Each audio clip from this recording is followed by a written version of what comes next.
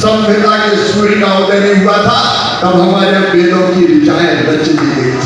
ये वो धरती है जिसने हजारों साल पहले कहा एकम सत विप्रा बहुधा वदंती। ये वो धरती है जिसने कहा एक ही चेतना सब में है, आत्मवत् सर्वभूतेषु।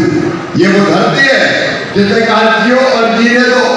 और संयुक्त राष्ट्र संघ का गठन हुआ द्वितीय विश्व युद्ध के बाद, लेकिन भारत ने हजारों साल पहले कह दिया अयम निजम परापेति गमनाल रुचेताम उदार चरिता नाम तो वसुधैव कुटुंबकम। सारी दुनिया एक परिवार है। ये वो धरती है जहाँ आदमी हजारों साल इस धरती का बच्चा बच्चा कहता है धर्म की जय हो, अधर्म का नाश हो और प्राणियों में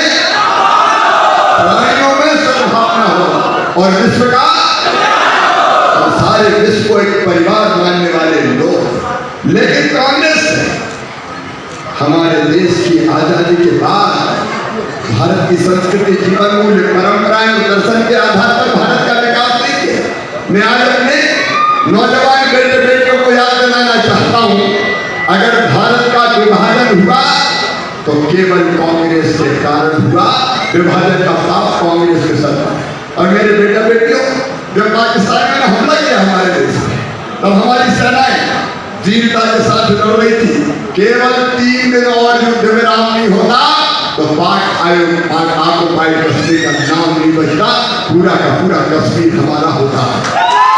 लेकिन स्वर्गीय पंडित जवाहरलाल नेहरू ने युद्ध विराम कर दिया और हमारे कश्मीर का हिस्सा पाकिस्तान में रह गया।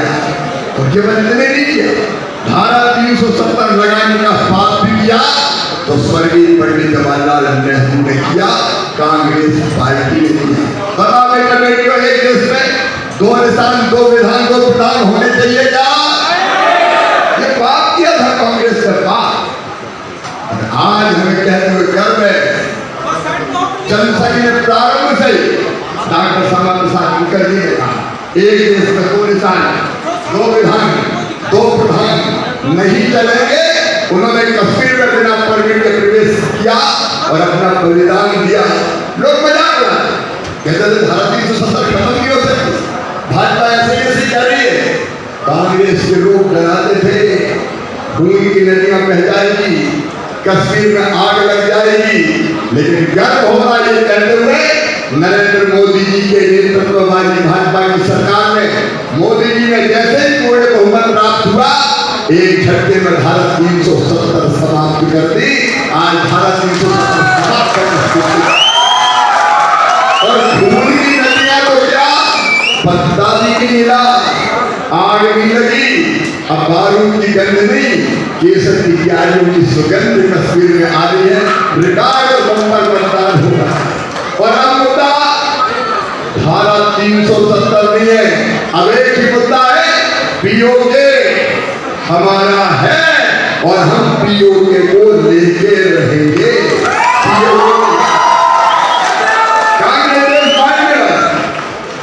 कांग्रेस देश कमजोर करने वाला। लेकिन आज मैं आपसे कहने आ रहा हूं, मैं आज उतरा राज्य मुझे कहते हुए शर्म आती है। अखबार खोल के देखे मैंने, प्रभात किरण और दूसरे अखबार यहाँ के, मैंने बड़े दैनिक जागरण फ्रंट पेज पे खबरें, कमीशन की खबरें, किसने इससे इतना कमीशन दिया।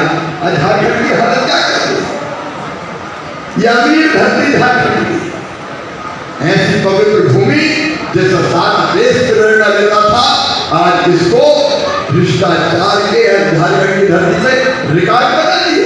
ये इंडिकेट बदल के लोगों ने कौन कौन के पास से पैसा निकल रहा है, क्या तुम्हें गुस्सा नहीं आता? 350 करोड़ रुपया एक सांसद के पास से निकल रहा है। और मैंने पूछा कौन है वो? आलमगीर ये मंत्री है, कमीशन का पैसा ले रहे हैं और इनके पीए के नौकर के घर करोड़ों रुपया बरामद होते हैं। शर्म आनी चाहिए इंडिकेट बंधन वालों। इसके बाद भी जनता के बीच में मुंह दिखाने जाते हो। यहाँ के पूर्व मुख्यमंत्री जेल में है, मुझे पता चला कि यहाँ की जमीन खुद एप्लीकेशन देके कितने अपराध, कितने पाप, कितना भ्रष्टाचार कोयला घोटाला, मनरेगा घोटाला, रेल घोटाला, बालू घोटाला, गिट्टी घोटाला, ये तो पूरे झारखंड को खाने और बर्बाद करने वाले लोग। मैं आप लोगों को चाहता हूँ बेटा बेटी, अगर नरेंद्र मोदी प्रधानमंत्री नहीं होते तो पैसा बरामद होता क्या? जोर से बताओ, बरामद होता क्या? अगर नरेंद्र मोदी प्रधानमंत्री नहीं होते तो ये नेता और अफसर जेल जाते क्या? पहले भी ऐसा भ्रष्टाचार होता था, लेकिन सारे के सारे बेईमान बच जाते थे। जांच हुई और लोग कहते थे नेता है, इसको थोड़ी कुछ होगा।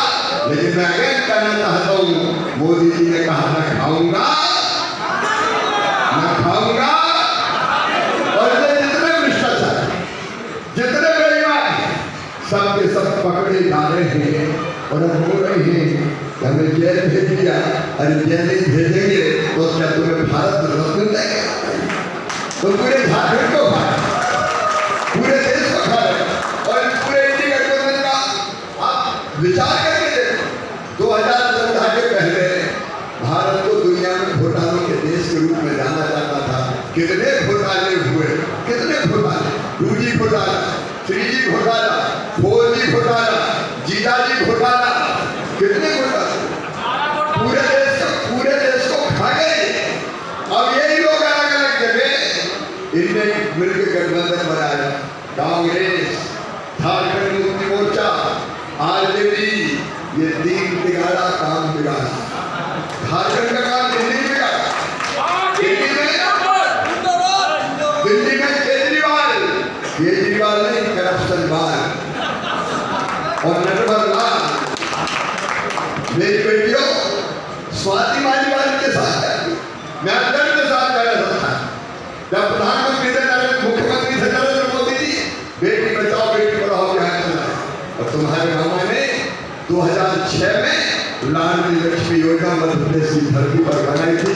हमने तय किया कि मध्य प्रदेश की धरती पर बेटी पैदा होगी तो लखपति ही पैदा होगी, लखपति पैदा होगी, इसलिए लाडली लक्ष्मी होगा, लाडली लक्ष्मी होगा, कन्या विवाह होगा, बेटा बेटियों की पढ़ाई की व्यवस्था। बेटा बेटियों, मध्य प्रदेश में हमने तय कर दिया था कि अगर तुम्हारी प्रतिभा के आधार पर मेडिकल इंजीनियरिंग कॉलेज में एडमिशन होगा तो फीस मम्मी, मेडिकल हो, इंजीनियरिंग हो, IIT हो, IIM हो, फीस मम्मी पापा नहीं भरवाएंगे, मामा भरवाएगा, बीजेपी की सरकार भरवाएगा। हमने एक भी अन्य कोई योजना, मैं मध्य प्रदेश में मुख्यमंत्री रहते हुए हर कार्यक्रम का प्रारंभ करता था बेटियों की पूजन से, क्योंकि अपने यहाँ यत्र नार्यस्तु पूज्यते रमन्ते तत्र देवता, जहाँ माँ बहन बेटी का सम्मान होगा वही देवता निवास करेंगे। ये हमारी कल्पना है, ये हमारा दर्शन है, और अपनी बेटियों का हम सम्मान करते हैं, बहनों का हम सम्मान करते हैं। लेकिन स्वाति मालीवाल जी के साथ क्या हुआ? झारखंड की धरती पर बेटियों की जिस तरह से हत्या की जाती है वो हमारा कलेजा हिला देती है। और केजरीवाल ने तो खुद स्वाति मालीवाल के साथ क्या व्यवहार किया, उनके पिए ने जो व्यवहार, बहुत बधाई देता हूँ। लेकिन मामा भी अभी युवा है, युवा वो नहीं होता। इसकी उम्र 15 साल से लेकर 35 साल की होती है। युवा वो होता है जिसके पैरों में गति होती है, युवा वो होता है जिसके सीने में आग होती है, युवा वो होता है जिसकी आंखों में सपने होते हैं, और युवा वो होता है जो ठान लेता है वो पूरा करके ही चैन की सांस।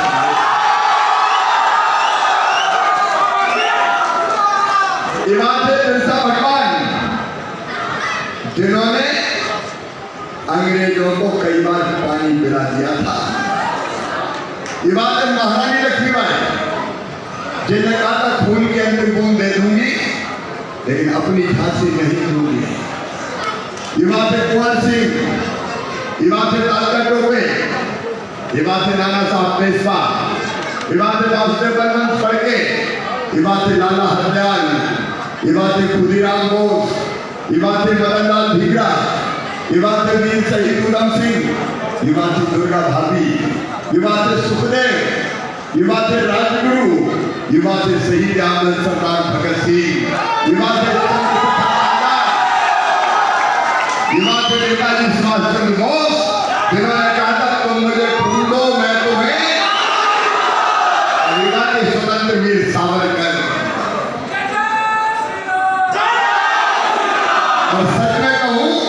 तो युवा है भारत के प्रधानमंत्री नरेंद्र मोदी,